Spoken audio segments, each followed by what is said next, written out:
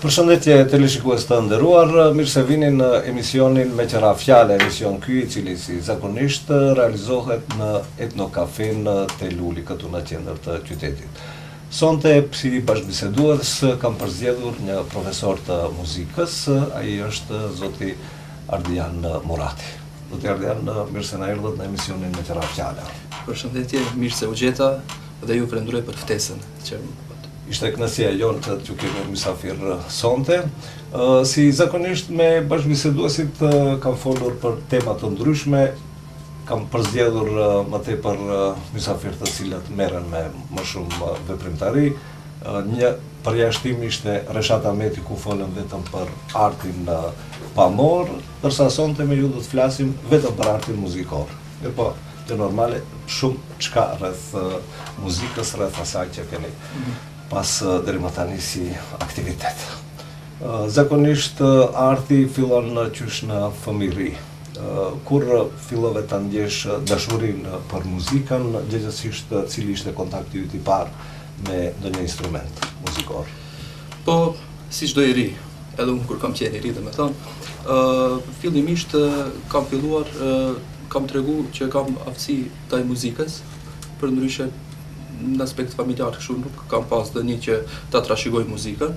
Është interesant se nga nëna, familja Ligega janë të njohur si hokatar, si themin në Zefkili, mirë po askush prej tyre nuk është marrë me muzikë spaku profesionalisht. Jo, ndonjë instrumentist I dalluar kështu profesor I muzikës. Është interesant se unë kam bë kombinime, do të thënë atë kohë ne kishim kështu radio të thjesht dhe ato kaseta që ishin atë kohë pëlqejshin këngët dhe unë mirsha refrenet me ty radion dhe një ndasha, një lëshojsha, aty ku ishte momenti për të këndojsha, kur vinte puna e refrenit, muzika faktikisht, atëhere lëshojsha radion një tjetër, bëjsha kombinime. Kjo ka qenë, momenti I parë, kam qenë izolum, më shilesha në dhomë, edhe prindët e mi e dishin, për edhe nuk e dishin se çka ndodh realitet. Do thënë se parit ka interesu më shumë këndimi. Këndimi, fillimisht po. Edhe në shkollë, do të thonë, dikund klasa e 5 e 6, I kam qenë I dalluar në shkollën fillore, duke kënduar në orë të lira, orë klasi kur kemi pas, do të thënë, atëherë shfaqesha me ndonjë këngë, kështu asaj kohë që ishte në trend, ndonjë refren. Dhe më shumë të rriqte muzika popullore, ajo e lehtë ose? Bi gjitha muzika popullore, se atëherë ishin në trend, do të thonë, këngët popullore më tepër. E kam fjalën për albumet e Shkelzenje Tishit të parë, do të thonë albumet e para. Do të flasim për vitet e 90. 90, 93, 4 deri 5, Ili Shaqiri, këngët patriotike, këngë shumë dallumet asaj kohe. Kështu. Por kontakti ju njohim më shumë si fisharmonikist. Kontakti juaj I parë me harmonikën.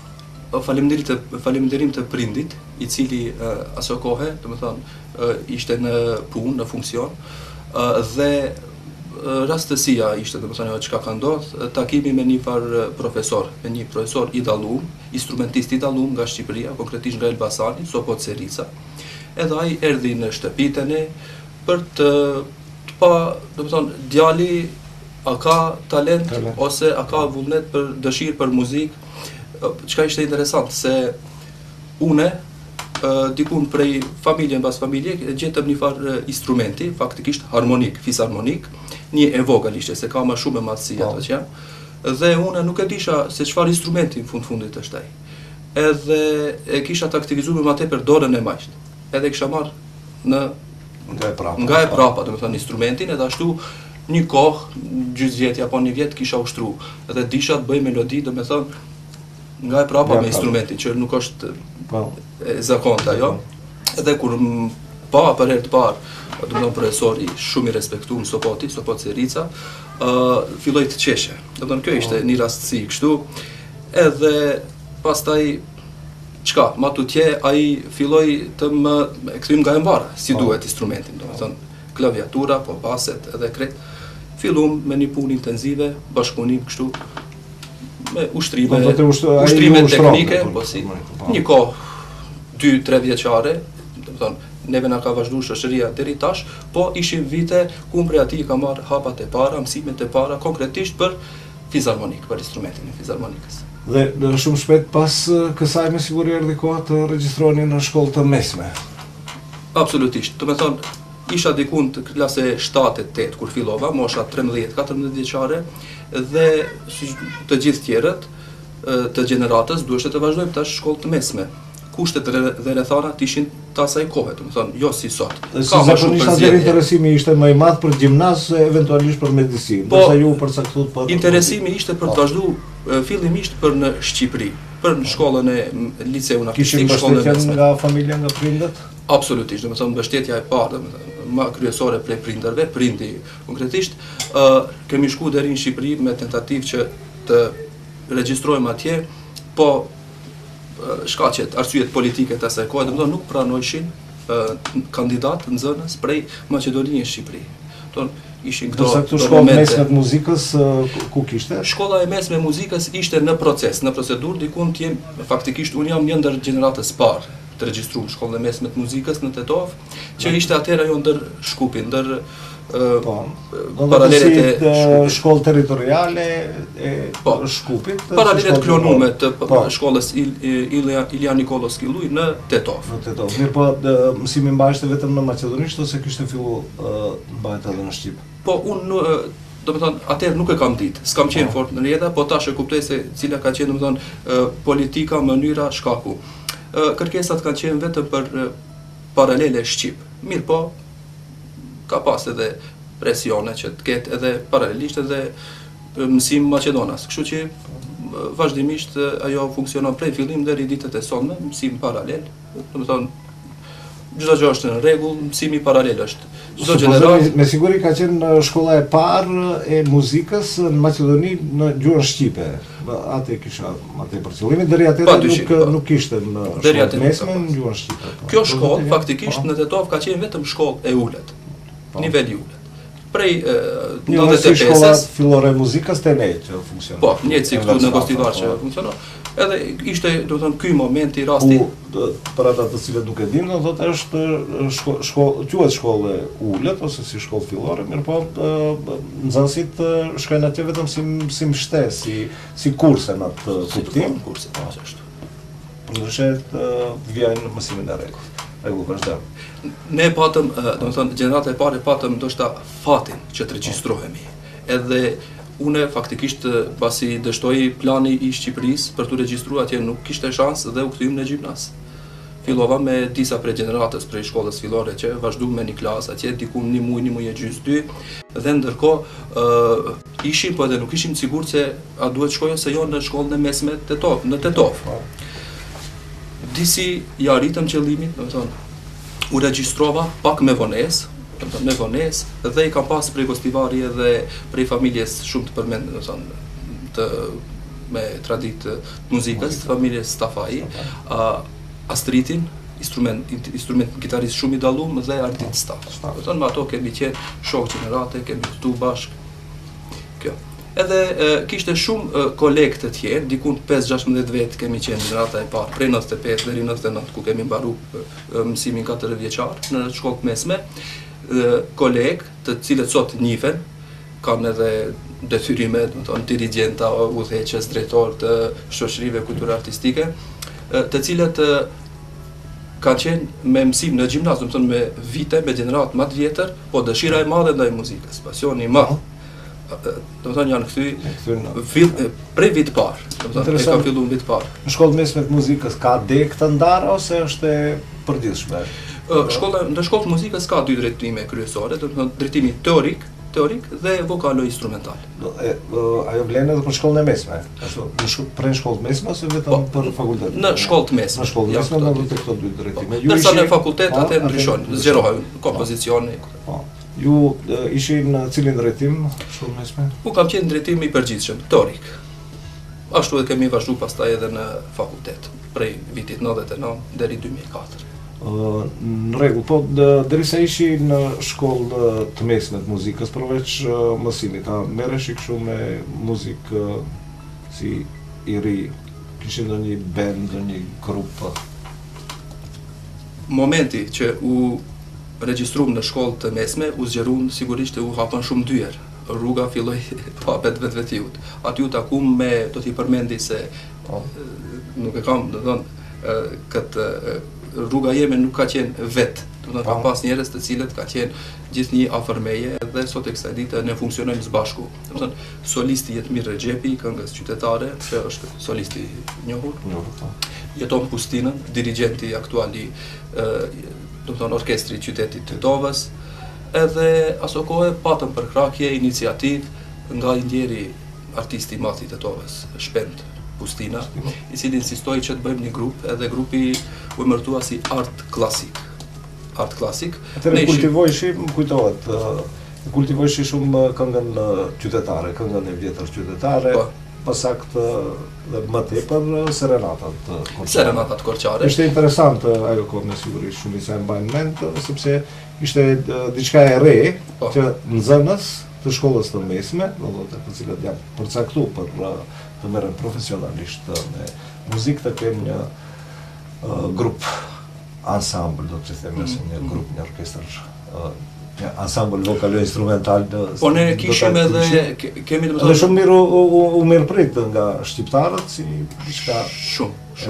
Sot e kësaj dite unë dëgjoj në vetura që, do të thonë, dashamirë të muzikës, këngës lehtë, këngës popullore qytetare dhe serenatave korçare, të cilët sot e kësaj dite i dëgjoj. Ne patëm pa dy albume në atë kohë, 2 CD-ja që ishin për mbledhje serenatave, më aktuale që ishin atë kohë. Unë isha orkestruesi aty ne, këngëve, Jetmiri solist, do të thonë Jetonin e kena pas si gitarist, Alban, do të thonë shoku i klasës Alban Veliu me violin, dhe kështu bëshim edhe mbrëmjet e ndryshme, kryesisht me këngë qytetare. Përveç incizimeve, shpesh kishi edhe incizime në video incizime, do të thotë në për televizione ndryshme, ndoshta edhe video kasete kështu me radhë. A shkojshi shpesh edhe në për mbrëmje organizime të ndryshme në atë kohë? Si jo, me gjithse tri, po kishim besim të plot, nga ana e njerëzve që na përkrahshin, do të thonë dashamirët e muzikës, pronarët e disa lokaleve ekskluziv, do të thonë që edhe ndoshta edhe sot ato lokale ekzistojnë, kishim kërkesa që të shkojmë të bëjmë mbrëmje. Edhe, do të thonë, unë mund t'i përmend disa emra të asaj kohe me cilët kam bashkëpunu, për shembull Zina Zdrava, soliste shumë e njoftun prej e Shqipërisë. Hatixhe Lushi, padyshim Jetmirin e kemi pas në vend pa, që sot e kësaj dita është aktiv dhe këndon shumë bukur. Edhe shumë emra të tjerë të cilët me cilët kemi bashkëpunu dhe e kemi kryesora që e kemi si nxënës, do të thonë jashtë shkollës, paralelisht e kemi kultivuar edhe këngën qytetare, që sot e kësaj dite nuk e di shumë të ri, edhe ndoshta nuk e kanë të njohur atë zhanr muzikor, që ekziston një këngë popullore. Ato e dëgjojnë, por nuk marrin iniciativë që ta ushtrojnë, ta mësojnë dhe ta mbajnë gjallë këngën shqipe, këngën tonë shqipe. Pas shkollimit të mesëm, vazhdot fakulteti? Po. Përsëri rastësi dhe fat, për shkak se ne ishim gjenerat eksperimentale. Kishim profesor prej Shkupi, do të thonë me plot respekt, unë njifem sot e kësaj dite me ato, dhe na trajtojshim pak në mënyrë si ta quaj tash, do të thonë ne ishim si eksperiment më tepër. Kemi fillu, po jemi gjenerata e parë dhe se ku do të mbaronim ne nuk e dinim. Po ishte fati që ne konkuruam në Shkup dhe ishin kriteriumet shumë trepta në ato kohë, nuk mundeshte çdo kush të pranohet. Faktikisht pranoheshin shumë pak studentë. Shumë pak student. Ne patëm fatin që të pranohemi, personalisht unë jam shumë i kënaqur edhe prej profesorëve, megjithëse ka qenë profesor në Maqedonas, mësimi ka qenë edhe në shkollë të mesme maqedonisht, përveç gjuhës shqipe dhe ne kemi qenë të paralele shqipe, quheshte me kuadri. Profesor kishte shqiptar, po të pakt janë ato. Në fakultet pastaj prej vitit 99 deri 2004, domethënë si student i rregullt pa ndërprerje, edhe deri në diplomim, vazhdimisht, paralelisht domethënë, gjatë studimeve unë kam qenë aktiv edhe në shoqëri të ndryshme. Do të flasim pastaj. Po cilin drejtim, përmendën se ka më shumë drejtime në fakultet për dallim prej shkollës mesme, për cilin drejtim ju përcaktuat? Unë personalisht u përcaktova për drejtimin teorik pedagogjik, nga se aty studentët që ishin provim pranues, të gjithë bisedojshin se çka do të regjistrojsh ti, fatmirësisht gjuhën e kam njoft mirë, nuk kishte ndonjë pengesë, jo. Domethënë unë vendosa për drejtimin teorik pedagogjik, ku edhe shumica ishin, domethënë mbi te 40 studentë ishim domethënë në këtë drejtim, dhe zakonisht nga ajo intuicia ku shkojnë të gjithë do shkoj edhe unë. Megjithse tash ka kaluar koha, po atëherë isha shumë aktiv me fizharmonik, bazat i kisha shumë të mira. Ato që na njohin e din shumë mirë prezantimin tim, unë shkollë të mesme, domethënë kam pas vepra të përgatitura me fizharmonik, vepra ti quajmë klasike. Pse nuk u përcaktuat për shumë për instrumente si këtu piano, me harmonika dhe piano? Ndoshta është kjo një mungesë e interesimit tim, se çdo i ri gabon në moshën 19, 20, 21 vjeçare. Prindi më ka qenë gjithnjë mbas shpine për krahje. Por sot për shembull, një krahasim i vogël, ne si profesor i uzojmë nxënësit, ato që kanë prirje për ndonjë instrument, i para përgatisim, japim ndonjë kontakt me profesor të Shkupit, ose të, domethënë në Kosovë, Shqipëri, ato që kemi kontakt, për shembull për instrumente nga më ndryshme, trom, violin, klarinet, ndryshe ka qenë udhëzimi atëherë, tash unë nuk e kam ditë që duhet të regjistrojmë fizharmonik, do të isha më e përgatitur pak, do të kisha një shtytje tjetër, një përkrahje. Edhe ishte fati që unë pranova, po fatmirësisht mbarova me sukses dhe në viti që kam diplomu, domethënë për atë vit jam punësuar në shkollën ku vet kam mësuar, domethënë në shkollën e mesme të muzikës, që sot është e pavarësuar. Si mban emri tani? Prej 2004-s shkolla është e pavarësuar dhe titulli i shkollës është Todor Skallovski Tetoec. Edhe jemi raporte të mira pune, gati 10 vjet jam aty. Edhe janë hapë shumë rrugë aty, shumë bashkëpunimi i tepërt, domethënë me orkestrin e qytetit, ku kryesisht nxënësit janë ato. Dhe sa është interesimi për të vijuar shkollimin e mesëm në drejtimin e muzikës? A keni nxënës të mjaftueshëm? Ka, numri plotësohet. Padyshim nuk është ndonjë numër i madh, ka numër i caktuar se sa për shkak se bëhet fjalë për shkollë profesionale artistike. Domethënë këtu në Maqedoni janë vetëm 4 shkolla të mesme, domethënë në Shkup, në Manastir, në Tetov, edhe në Shtip, nëse nuk gaboj,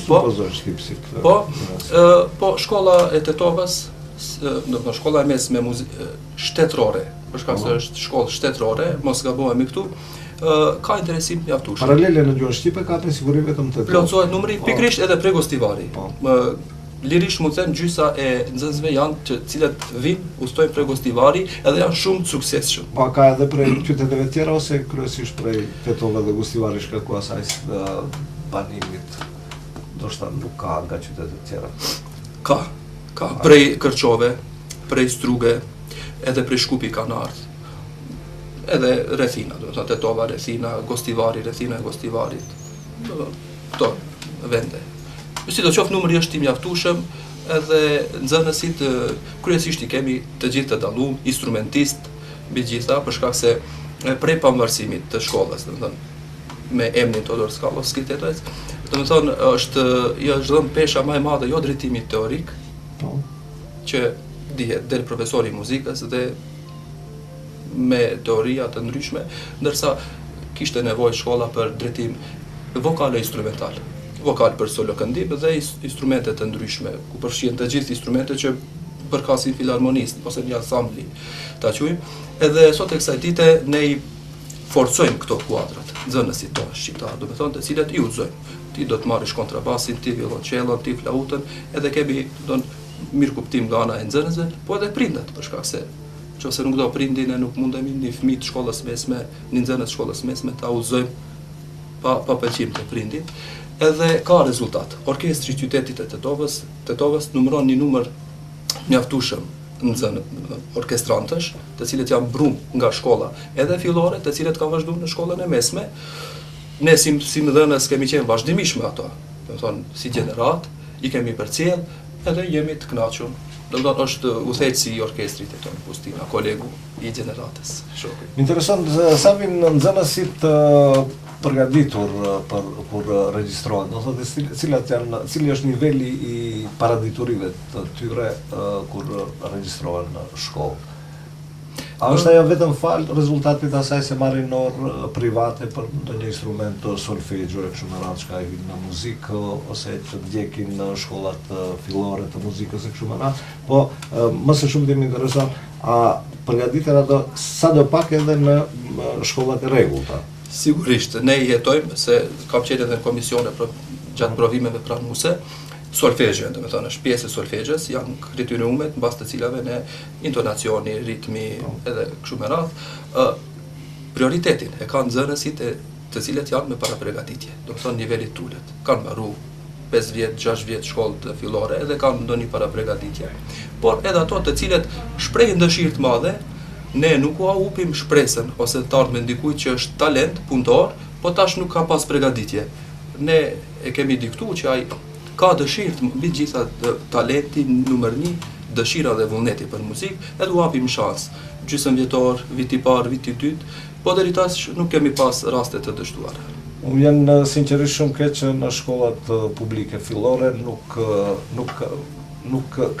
poseden me instrumente. Për shkak kësaj nuk ka as orkestra. Ne kur ishim në shkollë fillore, spaku në shkollën Ismail Qemali të nishme atëherë mosha pjade kishte orkestër, kishte 30-50 ndoshta mandolina, kishte ndonjë gitar, kishte xilofon e kështu me radhë. Nuk ajo munges të nxënësit. Ndoshta pikërisht ata të cilët janë talente më të mirë, ndoshta pikërisht ata nuk i jepet rasti që dikush t'i zbuloje. Si mungesë jo, te ne nuk është, momentalisht nuk është e rastit asgjë, për shkak se ne e detektojmë nxënësin si brum. Kush është një herë, mbi gjitha bëhet fjalë për kulturë muzikore. Ajo muzikë vjen pastaj. Ne, domethënë, japim ato parametrat të cilat duhet t'i ketë. Funksionojnë, domethënë, mandolinat, ka orkestër, është kori i përgjithshëm ku të gjithë nxënësit aty takohen së bashku, këndojnë vepra të ndryshme nga autor, kompozitor të ndryshëm, por qëllimi është se nuk është më e rastit që t'i lejmë nxënësit të vujnë ose të vendosen ose s'dinë si të vendosin për të ardhmen e tyre, qofse dikush është për gitar. Kemi kuadro gitar, profesor, shumë të zgjedhur, të mirë, edhe shqiptar sigurisht, të cilët i udhëzojmë dhe fillojnë me orët, punojnë dhe rezultati i kësaj është, domethënë, jo vetëm puna, po një koncert orë publike që zakonisht na ndodhin në çdo 1 muaj, në çdo 2 muaj ose edhe më shpesh, edhe koncertet e gjysmë vjetorit, fund vitit, ku në ato raste nxënësit, instrumentist ose solo këngëtar kanë mundësinë ta tregojnë veten se sa kanë mri, edhe fundit muzika jo vetëm kuptim të mirë kështu, po edhe garues. Aty shifet edhe cili është më talent, cili është më i përgatitur, cili është përkushtuar më tepër instrumentit, edhe aty shifet rezultati. Derisa jemi te arsimi, keni mbaruar magistraturë, a planifikoni të regjistroni? Planifikojmë, së shpejti do të kryhet edhe kjo. Këtu do të bëjmë një shkëputje të shkurtër për disa çaste publicitet dhe pastaj do të vazhdojmë me bisedën. Të shikues të nderuar, ftoj të ndiqni disa minuta publicitet dhe kthehemi sërish në emisionin Me Qëra Fjala. Bashkëbisedues kemi profesorin e muzikës Ardian Murati.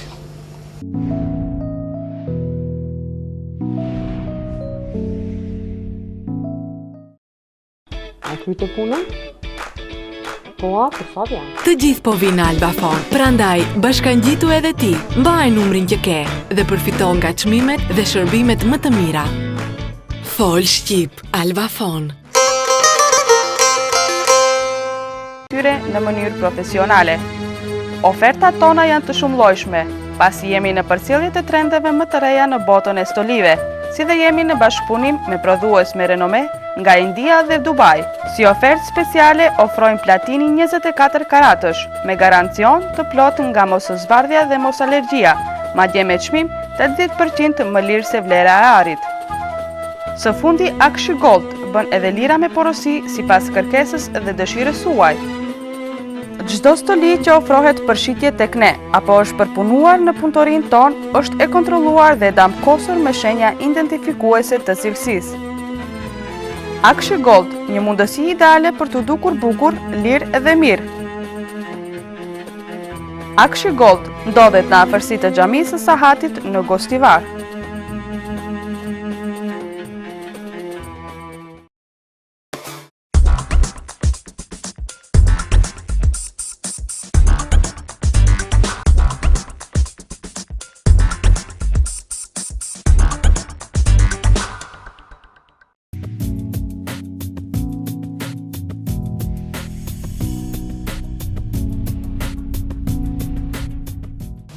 Të shikues të nderuar, pra vazhdojmë bisedën me profesorin Ardian Murati.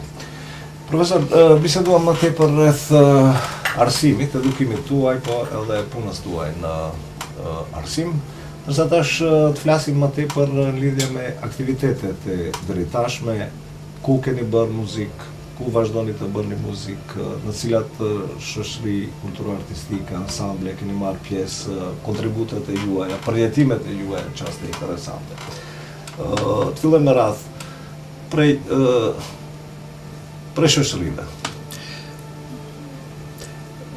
Nuk do me thonë se t'jesh profesor i muzikës edhe aq.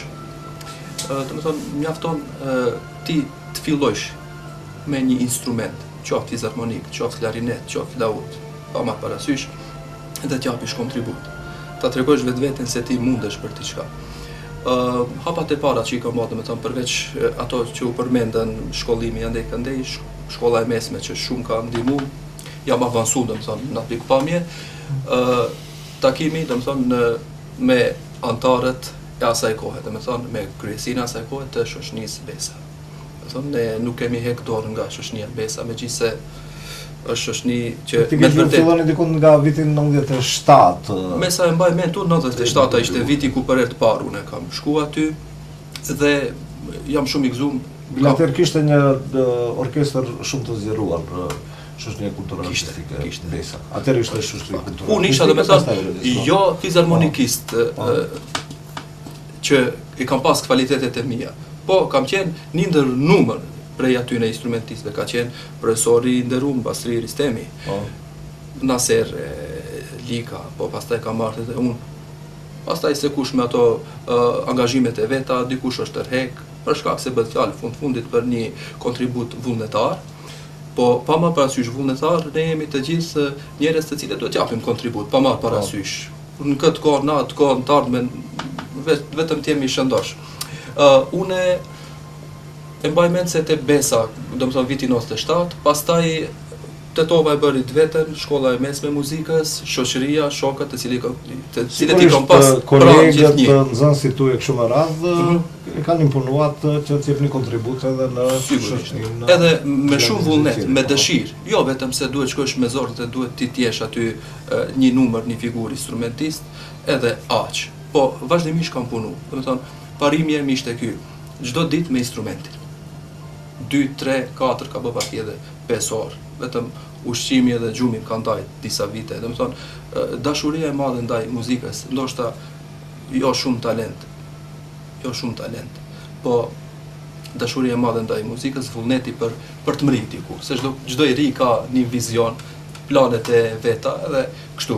Talenti është i domosdoshëm. I domosdoshëm, po pa vullnet dhe pa përkushtim. Pa përkushtim, ajo është e barabartë me te shoqëria Xheladin Zeqiri, edhe aty e pata fatin dhe rastin të me kolegët e mi, domethënë me shokët e klasës të asaj kohe, filluam shkojmë si gjithë të rit, se çka ndodh këtu të shohim, po kadal-kadale filluam aty unë jetë me fizarmonik.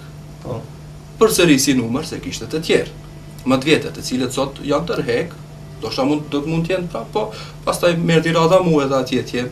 Edhe rasti më i afërt është aty ta përmends festivali, se do të thonë koncerte vazhdimisht kemi pas.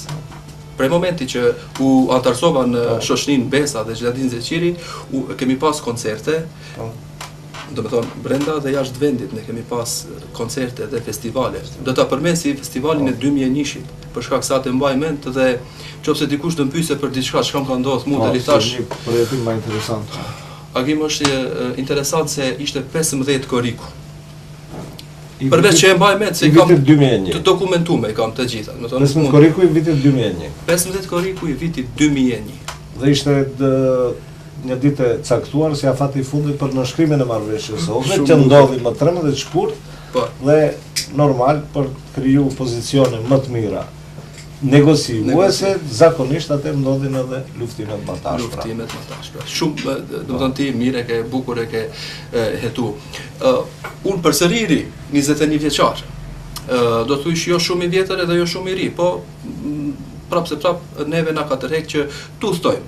Së bashku, kemi nisë për në bursë të Turqisë, në festivalin që unë do ta them titullin origjinal Halk Dansleri, kush e din gjuhën për kthime e kupton. Vallëzime popullore, do të thonë me karakter ndërkombëtar, kështu, internacional dhe ka pas është rasti takojsh njerëz prej vendeve ndryshme të botës, se dhe çdo vit të ftohen shoqëritë kulturore artistike të Maqedonisë shqiptare. Bile vjet ishte shoqëria Xhiladin Zeçiri, po unë për arsye të ndryshme nuk kisha. Do të thonë janë zavencit tonë, nxënësit, gjeneratat. Vazhdimisht gjeneratat ecin tani, nuk ka ndërprerje. Atë vit e mbaj mend edhe ky ishte festivali i parë ku mora pjesë unë. Edhe kisha barrën, do të thonë më të madhe për shkak se kishte potpuri të valleve nga Shqipëria, nga çka u thuat atë mos? Me autobus, si zakonisht udhëtimet bëhen me autobus deri në destinacione ta quaj kështu 1000, po edhe deri 2000 kilometra. Nuk është problem ajo për ne, se kalon ajo me muhabet. Gjatë udhëtimit do të thotë keni qenë edhe të rrezikuar, ndoshta edhe keni dëgjuar granata ose suhojat ato që e mbajnë mend vitin 2001, sidomos korrikun e 2001-shit, atë ditë ne që niseshim, ishte mesditë, ndoshta 12-1 ora, ne dëgjojmë atje, do thonë, këtë krisura, mos hyma, thellë, do thonë, e dim ne çka kemi përjetu, prindët tonë vetëm na rishin pranë për të na përcjell. Mirpo nuk u tërhoqët. Ne nuk u tërhoqëm, vazhdu. Ne vetëm murëm sinjal se ne shkojmë me dinjitet, shkojmë nisemi ta kryejmë misionin. Për ne ishte mision se kishim ftesë. Ka pas ftesë kryesia asaj kohe. Edhe nisëm ne një ditë e gjysmë sa ishte udhtimi, mbrim në bursë. Kur arritëm atje, kjo çka ndodhi prej nismës në Tetov ishte një. Atje kishim nga sigurimi shtetëror. Kishim përcjellës. Ato që janë pjesëtar, dikund 40-50 vjet, nëse ato e kanë rastin të më dëgjojnë, e dinë se çka ka ndodhur, kishin përcjellës, një vetur para, sigurimi shtetëror, domethënë të Turqisë, qytetit Bursës, dhe mbas ne pse kishim titullin Maqedonia, ndoshta ishim të rrezikuar edhe atje për ndonjë ku ta dish, ndonjë sulm. Kushtimisht ta quaj kështu. Gjën normale. Vetëm ne për shteti si shtet turk ka qenë detyruar që po vetëm ne si pjesëmarrës, domethënë, po edhe ishim pak në sy pse me përcjelljen e të policisë. Kjo është, do të thonë që ka ndodhur festivali i parë, po me kujtime shumë kështu interesante. Po përveç festivalit të Bursës, do thotë me SHK Besa ose AKVP Besa më vonë dhe me SHK Xhiladin Zeçiri keni qenë edhe në festivale të tjera, cilët do të përmendshi, për shembull prej festivaleve, festivalin tipologjik të këngës popullore në Kavaj, Shkodër, Elbasan, Berat. Një festival shumë i rëndësishëm.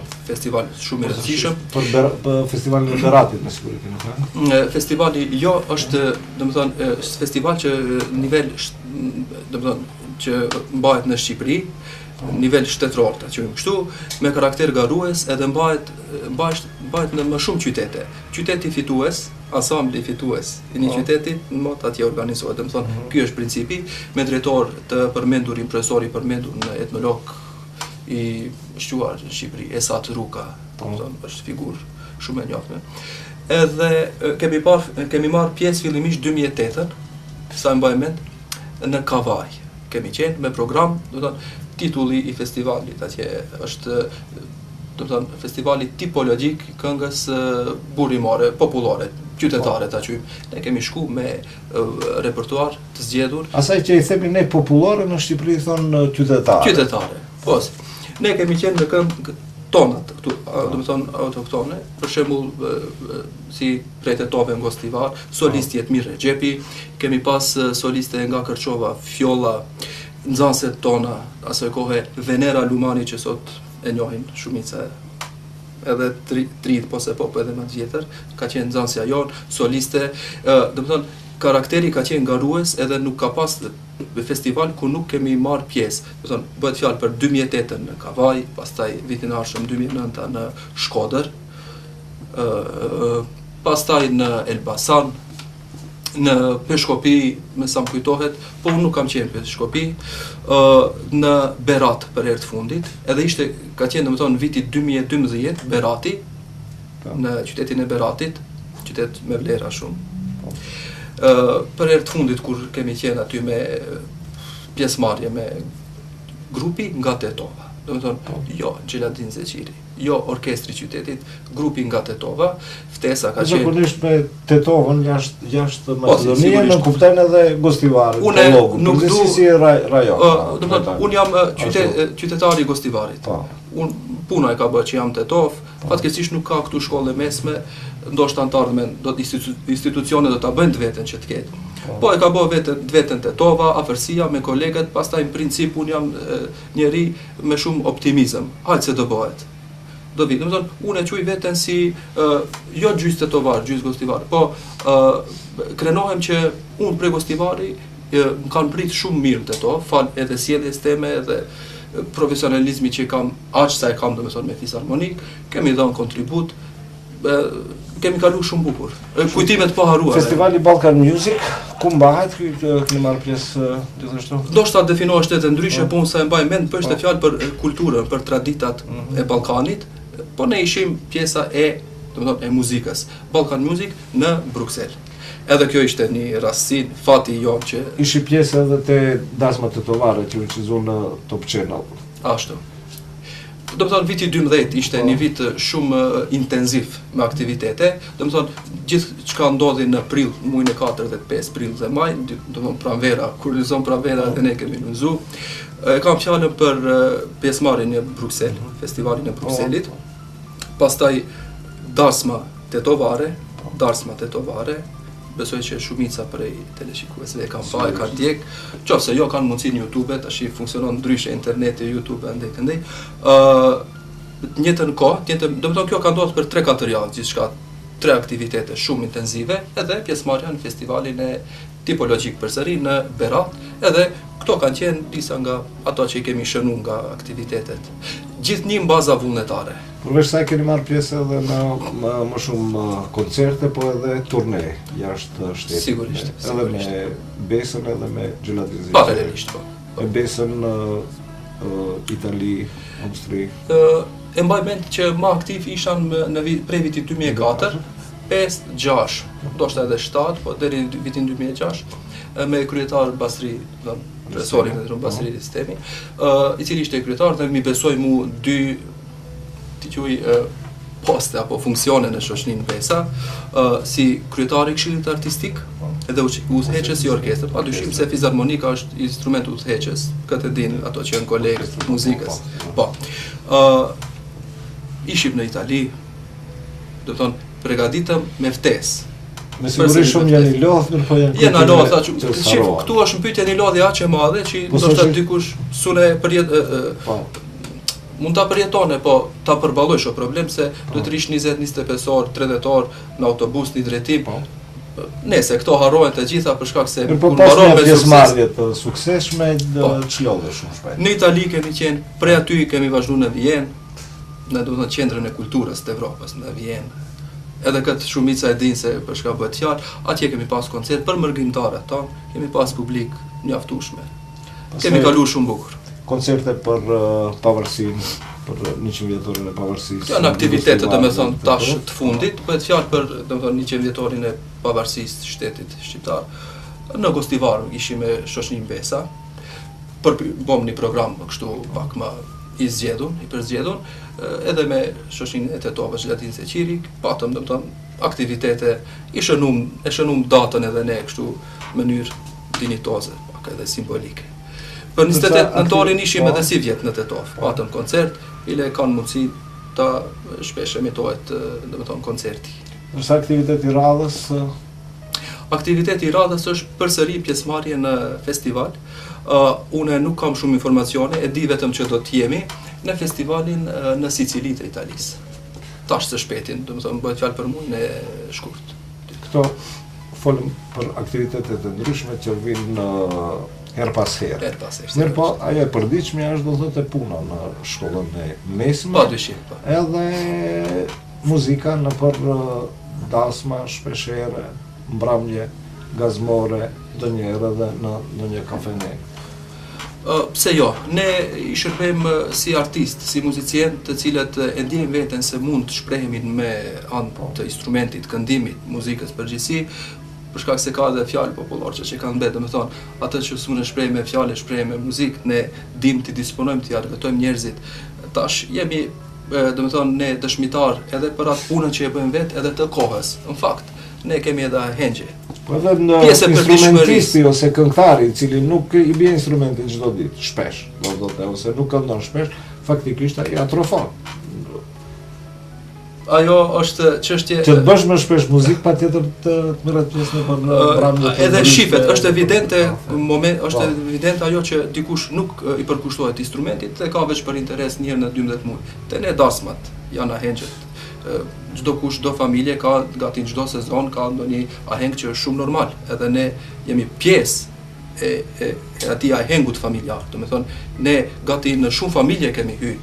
Edhe do të thonë, kemi kalu shumë bukur, kemi argëtuar njerëzit në mënyrën më profesionale kështu më të mirë. Këtu mund të ndërlidhem pak me kulturën tonë. Për shkak se edhe një fjalë tjetër përsëri nëse e përmendim popullore, thot se nëse gjuhën se si shprehesh, populli me gjuhën që shprehet identifikohet, po edhe muzika është ajo me cilën identifikohet një popull. Ne jemi populli shqiptar, mos harrojmë këtë, megjithatë kemi këngët tona, thesarin ton, begaçe me këngë, nuk di a ka numër që mund t'i caktojmë se sa këngë ka. Ne ndoshta dim një 5%, 10% prej atyre këngëve nga autorë të ndryshëm, të cilët mund të praktikohen në darsmat tona. Pse jo? Me të vërtetë ka ardhur koha pak më dinamike, ka ndryshuar edhe muzika. Ne jemi në trend me gjithçka, nuk është problem. Por apeloj të gjithë pjesëtarët që marrin pjesë në skena, që shkojnë në ahengjet familjare, dasmat tona që i quajmë, mund pak të kenë kujdes dhe përdorin edhe repertuar shqip, që është shumë pozitive, mendoj. Është interesant, repertuar tjetër shkon në për dasma, repertuar tjetër shkon në për mbrëmje gazmore, edhe repertuar kryesisht tjetër në për kafene ku thatë se më rallë. Më rallë. Ato bëjnë me kështu më rallë. Për qef, domethënë kështu. Do ta përmendi, kafeneja është e losme, ndoshta pak edhe rrezikshme. Në për sipas mendimit tim, sigurisht në mbrëmje gazmore të shkohet në një nivel pak më të lartë artistik. Absolutisht. Darsma favorizohet ahengu, që tjetë muzika sa më gazmore, gjithë shet e verë, si çdo të thëshë. Ndërsa për kafene, shka kërkon do t'i përmend për shembull rastet e fundit. Në Tetov kemi qenë te kafeneja Alibaba me solistin e njohur nga Kosova, Artan Bakia. Edhe kemi bërë disa mbrëmje që edhe aktualisht kemi edhe kërkesa për tash jashtë sezonit, dhe me thonë jashtë sezonit dimnit, po edhe matutje, kemi kërkesa që t'i argëtojmë njerëzit për shkak se aty është diçka interesante, se bëhet sofra gjakovari. Këngët të cilat ti njeh si mos agim gjeneratë jote ndoshta edhe më të vjetër, po edhe të rinj të cilët kanë interesim për muzikën shqipe, këndojmë këngë të lehta, nga të lehta deri te ato popullore të Shqipërisë, të Kosovës, tonat këtu, edhe mendoj se gërshëtohet një mirë po, niveli mysafirëve normal që është elit e qytetit, njerëz dashamir të muzikës, të cilët e përjetojnë këngën, për shkak se ti nëse se përjeton këngën, nëse ke shku në kafe, ta quajmë në një lokal, dhe ti vetëm bisedon, bile në moment të pengon muzika dhe kthehesh nga muzicienti, nga këngëtari, ule pak ose e thirrën pronarin.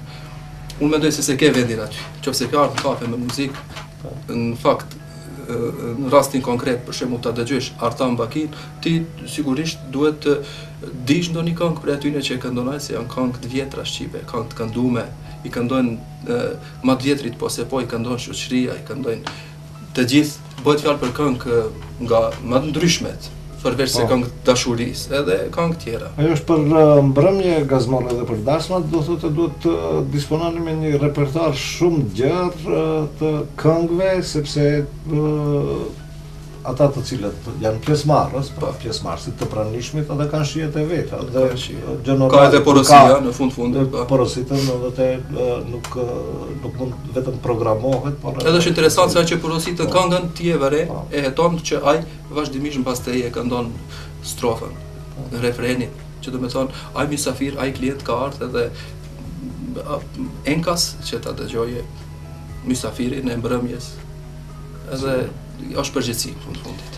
Kështu përmendëm pak më herët solistët të cilët keni bashkëpunuar, Jetmir Rexhepi, do të përmendim disa për ata për të cilët unë mendoj se janë më të njohur, Jetmir Rexhepi, Zina Zdrava, pastaj Arjan Kërliu, Mustafa Imeri, Besiana Mehmeti, e kështu me radhë. Tash Spaku mendimi im është se orkestri në bazë asaj se për kë e bën muzikën, edhe ashtu e bën muzikën. A ka dallim, do thotë prej solistit se kush këndon prej vokalit, pra edhe muzika shkon aty, po ndoshta edhe niveli ose cilësia.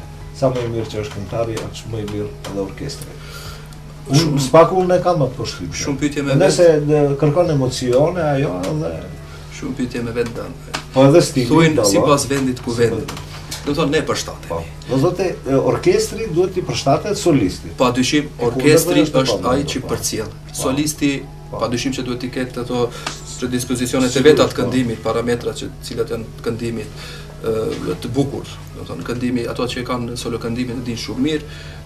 Kur bëhet fjalë për këngë popullore, ndoshta edhe çdo kush mund të këndonte, po dallon, do të thonë përcjellja prej këngëtari në këngëtar, prej solist, dikush është më kualitativ, duhet t'i përshtatesh ma me koncentrim, dikush që këndon ma lirshëm, edhe ajo do të jetë lirshëm. Ne kemi raste ku zakonisht shohim edhe ansamble të ndryshme, qofse është një ansambël prej 4 vetësh, për shembull, fizharmonik, klarinet, një gitar përcjellje, edhe një def. Është orkestër normal, standard për ta përcjell, domethënë në mënyrë simbolike një këndim, po nëse zgjerohemi me instrumente, plus një violin, plus një flaut, plus një bas, ku ta diun instrumente të ndryshme, një obo, që atëherë tingëllon veç më ndryshe dhe vjen te ajo që quhet orkestracion. Duhet ne tash gjeneratat e reja, nxënësit të shkollës muzikës që vinë, besoj se duhet pak t'japin më tepër rëndësi instrumenteve, drejtimit vokal o instrumental, edhe fillojnë të mendojnë nga pak në aspektin e orkestrimit, orkestracionit. Ne që e kemi bë vetën, e kemi bë ndër vite, po besoj se edhe trit pak duhet të angazhohen më tepër. Kështu ju prezentova si fizharmonikist i tillë jeni.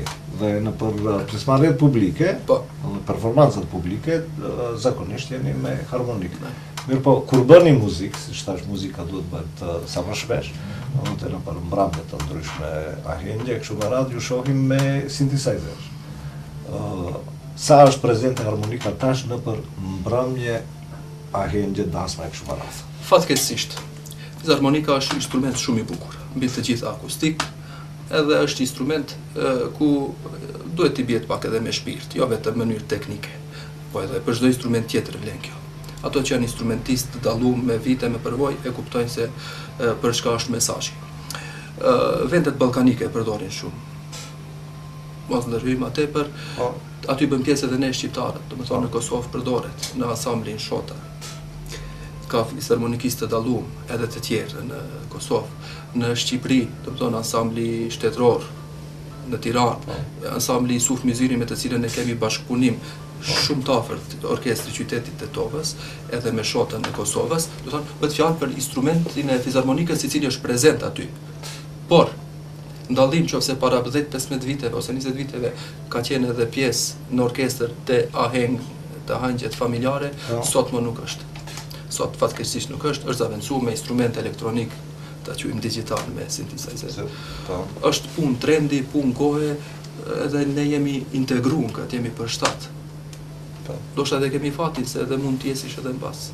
Përveçsisht koha e planifikuar për këtë bisedë, sigurisht për emisionin me qira fjala këtu duhet të përfundoj. Si pedagog i muzikës, profesor i muzikës, ndoshta keni ndonjë mesazh për gjeneratat e reja, nxënësit tuaj, prindërit e kështu me radhë. Dhe me atë mesazh ta përmbyllim edhe bisedën e sotme. besoj se një pjesë e mesazheve veç ne i përmendëm, por më konkretisht unë do të kisha bë apel te prindet mbi gjitha, për shkak se trit domethënë edukatën fillestare kanë prej familje. Prindet të cilët, domethënë është kultura është në pyetje. Besoj se jam domethënë i qartë dhe më kuptojnë, ti orientojnë fëmijët, ata të cilët tregojnë afinitet ose kanë talent për muzikë, nëse s'u zbulojnë ato, do t'i zbulojmë ne. Ka profesor të muzikës mjaftueshëm që t'i zbulojnë. Janë shkollat fillore, niveli fillor, po mundet edhe përgatitje ta quaj private. Unë kam filluar në mënyrë private, domethënë çdo gjë ka qenë spontane, pa marrë parasysh, po kulminacioni është ky sot. Pse dikujt t'ja shkurtojmë në të ardhmen ose atë që i ka ta themi, domethënë dhunti prej Zotit, edhe të mbaron dikund me një ekonomike, me një gjimnas, me një mjeksi që nuk jam kundër drejtimeve. Sigurisht. Mos keq kuptohemi. Një apel, domethënë një mesazh për prindërit edhe të cilët e ndjejnë domethënë veten se janë për muzikë, le të vinë, le të regjistrohen, po mbi gjitha qyteti i Gostivarit. Po.